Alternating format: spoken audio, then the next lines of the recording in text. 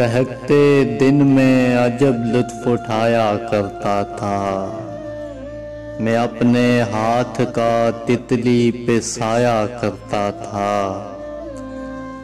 اگر میں پوچھتا بادل کدھر کو جاتے ہیں، جواب میں کوئی آنسو بہایا کرتا تھا۔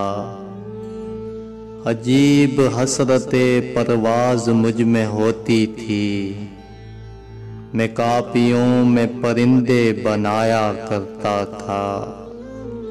میں اپنی ٹوٹتی آواز گانٹھنے کے لیے کہیں سے لفظ کا پیوند لایا کرتا تھا۔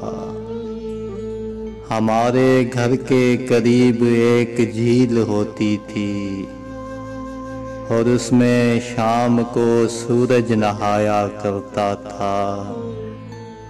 تلاش رزق میں بھٹکے ہوئے پرندوں کو میں جیب خرچ سے دانہ کھلایا کرتا تھا۔